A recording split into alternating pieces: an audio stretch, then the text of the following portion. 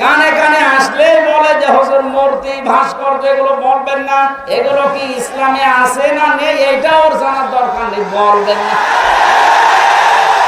আর আমিও বলার জন্য আসিও না, বলে করবো কি? কারণ চামড়া এত পোড়া হয়ে গেছে, গন্ডারের চাইতে মোটা। গন্ডারকে নাকি কাঁটো কতো দিলে 3 দিন পর টের পায়, আর আমাদের যে চামড়ায় 3 দিন না, 3 মাসেও খবর হয় না।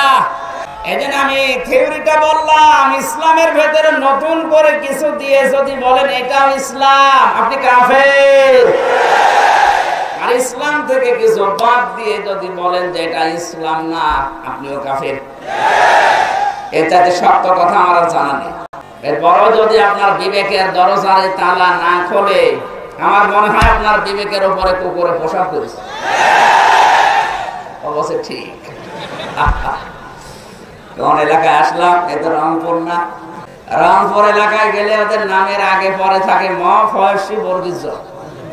কি এটাও আগে রংপুরের ভেতরে ছিল না? রাজশাহী বিভাগ তো পরে।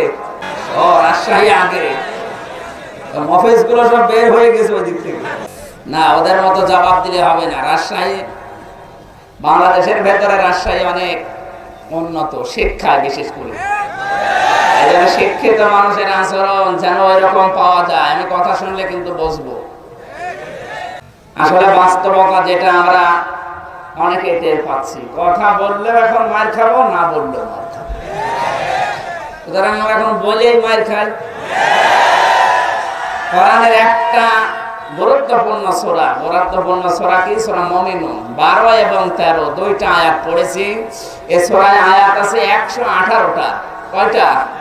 আমরা মাত্র 2টা আয়াত পড়েছি। আমাকে আল্লাহ যতটুকু জ্ঞান দিয়েছে, যেহেতু কোরআনের অনুষ্ঠান, এটা কোরআন সামনে নিয়ে এই 2টা আয়াত যতটুকু পারি আমরা 1 ঘন্টা সময় পাবো, ব্যাখ্যা করার চেষ্টা করবো। আল্লাহ যেন তৌফিক দেন।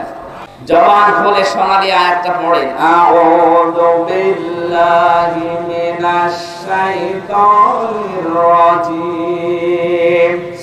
বিসমিল্লাহির রহমানির রহিম। আল ইনসানা মিন সুলালাতিন মিন তিন ثم جعلناه نطفة في قرار مكين। 3জন ফেরেশতা দুনিয়াতে আসার পরে মাটি নিতে পারে না কন্দলের কারণে। হযরত আজরাইল সর্বশেষ এসে মাটির উপরে দিয়েছিল খামসা। তার 1 মুষ্টি মাটি, এর ভেতরে ছিল 40 মণ। আল্লাহ পাক বলেন, ওয়ালাকাদ খালাকনা, অবশ্যই আমরা বানিয়েছি বা তৈরি করেছি মানুষদেরকে। সানা, মানুষদেরকে আমি আল্লাহ বানিয়েছি মিন তিন, মিন সুলালাতিন মিন তিন, মাটির সারাংশ থেকে। তাহলে মানুষ আল্লাহ বানিয়েছে কি দিয়ে? মাটি বানিয়েছে কি দিয়ে? মাটি দিয়ে বানায়। মাটির ভেতরে মৌলিক উপাদান আছে প্রায় 10টা। এর ভেতরে আছে silicon, iron, sodium, magnesium, potassium, calcium, hydrogen, nitrogen, এরকম 10টা জিনিস আল্লাহ মাটির ভেতরে লুকিয়ে রেখেছেন। মাটির মৌলিক উপাদান কয়টা? মানুষ আল্লাহ বানিয়েছে কি দিয়ে? মানুষ যে মাটি দিয়ে আল্লাহ বানিয়েছে, এর ব্যাখ্যা তাফসিরে পেয়েছি 3টা।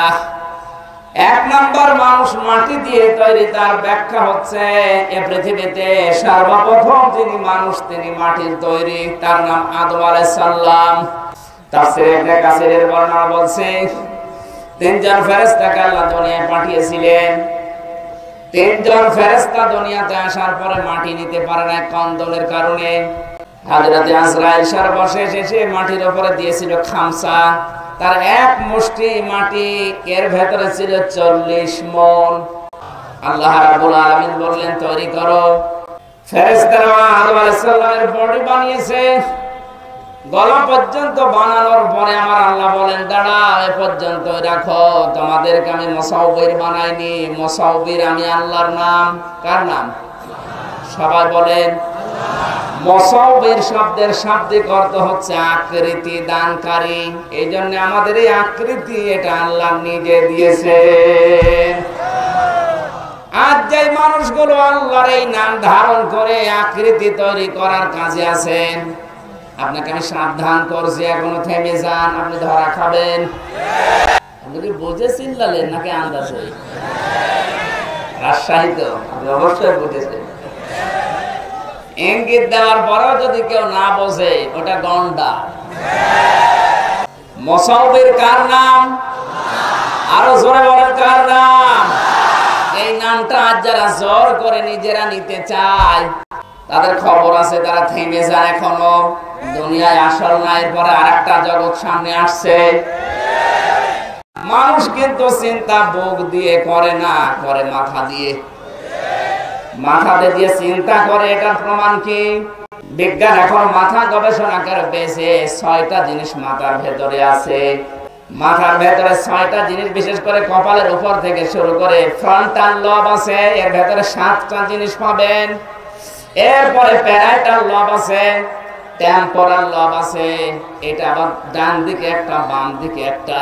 এরপরে অক্সিপিটাল লব আছে। আমার আল্লাহ মাথার ভেতরে 6টা জিনিসের ভেতরে 32টা সূক্ষ্ম জিনিস লুকিয়েছে। কোনটা দিয়ে চিন্তা হয়, কোনটা দিয়ে স্পর্শ করলে অনুভূতি পান, কোনটা দিয়ে দেখার কাজ হয়। যেমন অক্সিপিটাল লব যেটা পেছনে আছে, এটা দিয়ে মানুষ দেখে। আমরা মনে করছি চোখ দিয়ে দেখলাম না, চোখের সাথে ওই যে অক্সিপিটাল লবের যে তারটা টাঙানো আছে, ওই তার যদি অকেজ হয়ে যায়, চোখ দিয়ে দেখবেন কিন্তু আপনি কিছু করতে পারবেন না।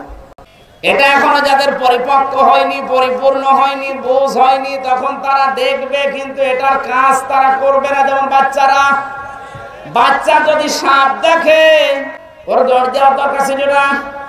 কথা বলে না কেন? অথবা লাঠি হাতে নেওয়ার দরকার, চিল্লানোর দরকার? আমরা দেখি বাচ্চারা সাপ দেখলে আরো ধরতে দেয়, খেলা করে। তার মানে চোখ দেখছে ঠিক, কিন্তু এই অক্সিপিটাল লবের কাজ এখনো শুরু। আর এইটা যাদের কাজ করে, তারা চোখ দিয়ে দেখতে দেরি, সঙ্গে সঙ্গে দৌড় দেবে অথবা একটা লাঠি হাতে নেবে। কম্পিউটার ভেড়ালে বোঝানো সহজ হতো, বিশেষ করে যারা সায়েন্স নিয়ে পড়েন তাদের। আমি যতটুকু বুঝেছি আয়াত গবেষণা করে, মানুষ চিন্তা করে বুক দিয়ে না মাথা দিয়ে? আরো জোরে বলেন।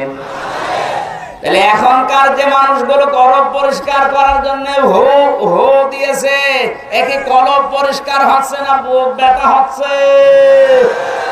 কারণ এটা তো এখানে নেই। আপনার পরিষ্কার হওয়া দরকার এইটা পরিষ্কার হলে মানুষ ধর্ষণ করে না, এইটা পরিষ্কার হলে মানুষ ঘুষ খায় না, এইটা পরিষ্কার হলে মানুষ বেপরদায় চলে না। আর এইটা পরিষ্কার আছে। এটা পরিষ্কার করার জন্য সাবান লাগে, সোডা লাগে, শ্যাম্পু লাগে। কথা বলছেন না কেন?